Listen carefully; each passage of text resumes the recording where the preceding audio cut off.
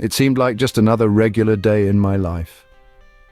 This was my thought every morning as I peeled open my eyes to greet the new day. The routine was as predictable as the sunrise, and for a long time I found comfort in that predictability.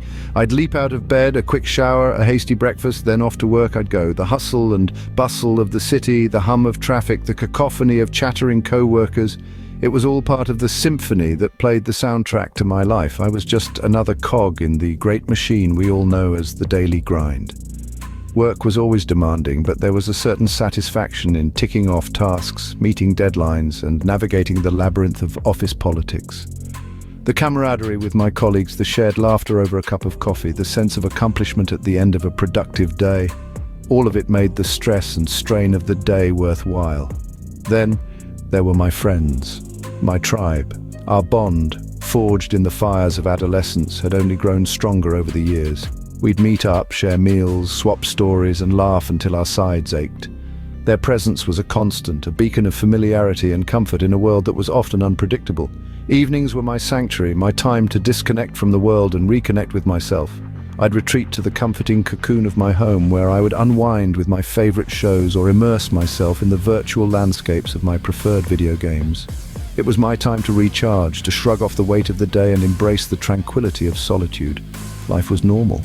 Or so it seemed. The ebb and flow of my daily routine had become so ingrained that I never thought to question it, to look closer, to see the subtle shifts that were beginning to take shape. My evening routine, once a haven of relaxation and solitude, started to change gradually, and I didn't even notice it. Little did I know a storm was brewing, one that would upend my life as I knew it. But that, dear listener, is a story for another time. For now, let's linger a little longer in the calm before the storm. It all began innocently enough. I'd come home from a demanding day at work, and to unwind, I'd turn to the one thing that provided immediate gratification. It was nothing more than a casual habit at first, just a way to let off some steam and forget about the day's stresses. But soon, the once occasional indulgence started to become a regular part of my nightly routine. I'd find myself looking forward to these moments of solitude, craving the fleeting sense of relief they gave me. It was as if a switch had been flipped inside me, and I was powerless to turn it off. Days turned into weeks, and weeks into months, and before I knew it, this habit had transformed into something much more sinister. The boundaries of day and night blurred as I began to lose myself in this growing addiction. I'd find myself staying up late into the night, sacrificing sleep and social life. I'd decline invitations from friends, preferring to stay home and indulge in my secret habit. The world outside my room seemed to lose its allure, replaced by the intoxicating pull of my addiction. You see, that's the thing about addiction. It's a gradual process. It sneaks up on you, slowly but surely, until one day you wake up and realize you're not in control anymore. It's not something that happens overnight. It's a series of small decisions, each one leading you deeper into the grip of addiction.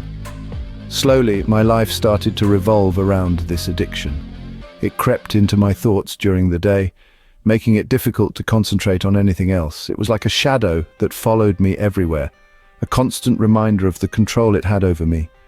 What started as a stress relief mechanism took a drastic turn and became an addiction that started to consume my life.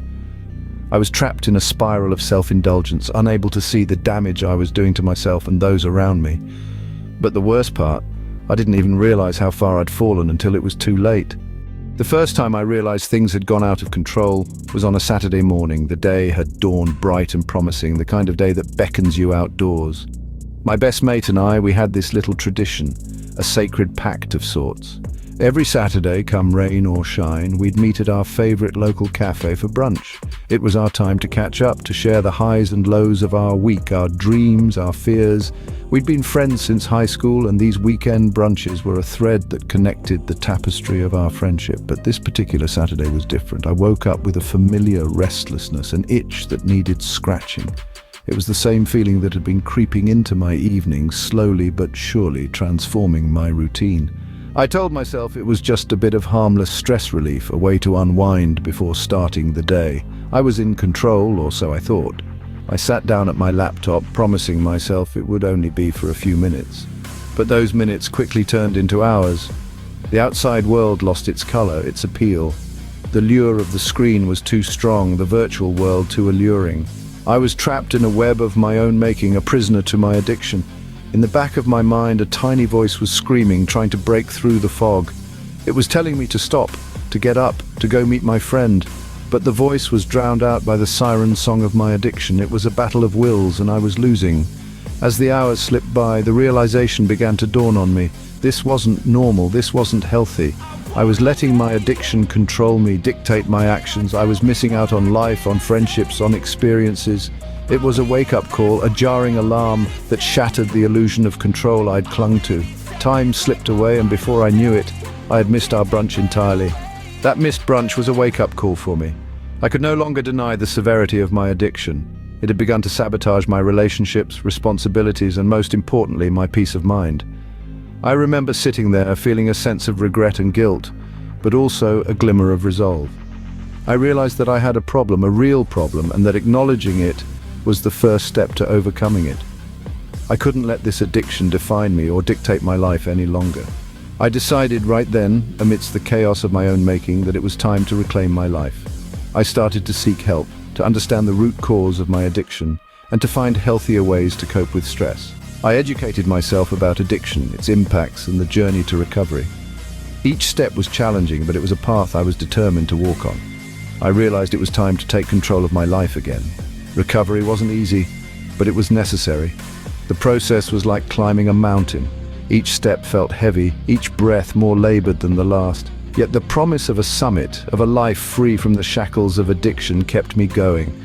The struggle was immense. There were times of relapse, times when the temptation became unbearable. But each stumble, each fall, only served as a stark reminder of the life I was trying to leave behind. I sought help from professionals, from support groups, from friends. I learned to replace my unhealthy habits with positive ones. Reading, exercising, meditating, these became my new routines, my new normal. I learned to appreciate the simple joys of life again, the beauty of a sunrise, the laughter shared with friends, the satisfaction of a well-done job. I learned to live, not just exist. And so I began my journey one step at a time towards a healthier, addiction-free life.